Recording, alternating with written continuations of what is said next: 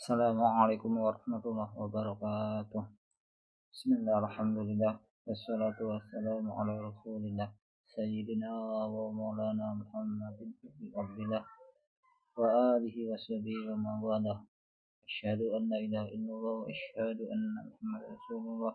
La hawla wa la quwwata illa billahil aliyyil azim, amma ba'du. Yang kami hormati Bapak dosen pengampu mata kuliah Metode Pengembangan Keberagaman, beliau Dr. Suwandi MAG, yang kami banggakan teman-teman PJJPAI UIN Cirebon. Kami dari kelompok 7 yang beranggotakan saya Emre Sendra dan Aisyah Fajar Artini akan mempresentasikan hasil diskusi kami. Bismillahirrahmanirrahim. Regulasi pendidikan di Indonesia. Regulasi pendidikan adalah peraturan yang lahir dari proses politik legislatif sebagai landasan yuridis untuk perubahan dan kemajuan pendidikan. Pemerintah dan struktur di bawahnya memiliki kewenangan menjalankan regulasi ini hingga tingkat lembaga pendidikan.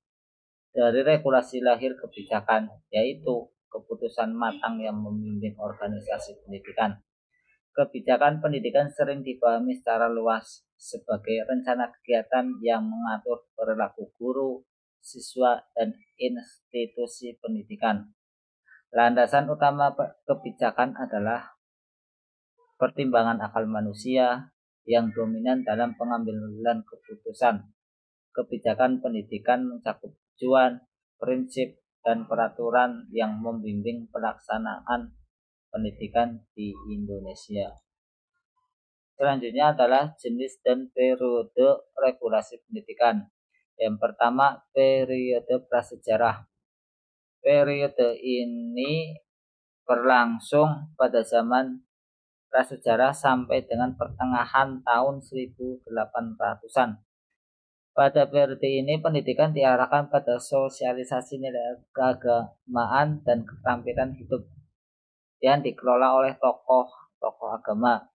Yang kedua, periode kolonial Belanda.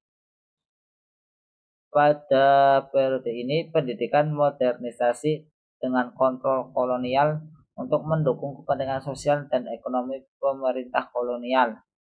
Periode ini berlangsung sekitar dari tahun 1800 sampai dengan tahun 1942. Yang ketiga, periode pendudukan Jepang. Pada periode ini, pendidikan fokus pada nasionalisme dan kemerdekaan, mulai menggunakan bahasa Indonesia sebagai bahasa pengantar. Periode ini berlangsung sekitar tahun 1942 sampai dengan tahun 1945. Selanjutnya adalah periode Orde Lama. Pada periode ini pendidikan menegaskan nilai nasionalisme dan ideologi bangsa dengan tokoh nasionalis sebagai pengendali utama. Periode ini berlangsung dari tahun 1995 sampai dengan 1966. Yang kelima, periode Orde Baru. Pada periode ini pendidikan menjadi instrumen pelaksanaan program pembangunan di berbagai bidang, khususnya bidang pedagogik, kurikulum, organisasi, dan evaluasi pendidikan. Periode ini berlangsung sekitar dari tahun 1967 sampai tahun 1998. Dan yang terakhir adalah periode reformasi. Pada periode ini semangat desentralisasi, demokratisasi, dan globalisasi yang dibawa oleh gerakan reformasi, sehingga penataan sistem pendidikan nasional menjadi menu utama. Periode ini berlangsung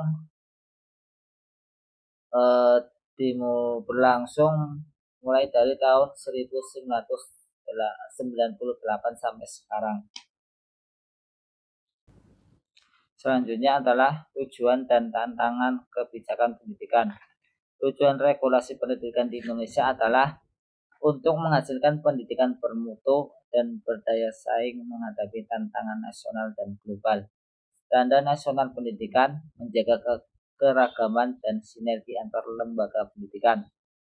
Tantangan kebijakan. Kebijakan pendidikan perlu penyesuaian dengan kebutuhan lokal untuk meningkatkan kualitas pembelajaran. Keberhasilan diukur tidak hanya dari partisipasi dan kelulusan, tapi juga kualitas pembelajaran, karakter, dan spiritualitas siswa. Selanjutnya akan disampaikan oleh Ibu Aisyah. Bismillahirrahmanirrahim. Saya akan melanjutkan pembahasan berikutnya, yakni pengembangan keberagamaan dan sikap toleransi. Pengembangan keberagamaan merupakan usaha sistematis untuk meningkatkan kualitas individu dalam aspek keagamaan, membentuk sikap mental positif dan toleransi. Indonesia memiliki berbagai agama yang menjadi landasan pemahaman bahwa kebenaran tidak terbatas pada satu kelompok saja. Hal ini berarti bahwa kita tidak hanya menghormati sesama agama, ras, atau suku, tetapi juga menunjukkan sikap toleransi terhadap mereka yang memiliki keyakinan yang berbeda dengan kita. Berikutnya, faktor lingkungan dalam menumbuhkan toleransi. Yang pertama yaitu faktor lingkungan keluarga. Orang tua sebagai sumber norma dan nilai utama dalam membimbing sikap toleransi anak. Oleh karena itu, orang tua harus dapat mendidik, memberi contoh, dan menunjukkan sikap toleransi yang baik dan benar kepada anak, seperti sikap menghargai dan menghormati keberagaman agama dan budaya. Selain itu, orang tua harus bisa untuk membimbing anaknya, bukan menyerahkan anak sepenuhnya kepada sekolah saja. Yang kedua yaitu faktor dari lingkungan masyarakat. Masyarakat sebagai sistem yang saling tergantung harus bersatu untuk menciptakan kehidupan damai dan tujuan bersama. Kemudian yang terakhir yaitu lingkungan sekolah. Sekolah berperan besar dalam menanamkan nilai kebersamaan, toleransi, dan multikulturalisme untuk mengurangi konflik sosial. Kesimpulan dan implikasi regulasi pendidikan, yakni regulasi pendidikan dan pengembangan keberagamaan saling terkait dalam meningkatkan kualitas pendidikan dan membentuk karakter yang sadar akan keberagaman agama. Lingkungan keluarga, masyarakat, dan sekolah menjadi faktor kunci dalam menumbuhkan sikap toleransi yang kuat demi kehidupan berbangsa yang harmonis dan beradab. Demikian presentasi dari kami. Mohon maaf atas segala kekurangan. Wassalamualaikum warahmatullahi wabarakatuh.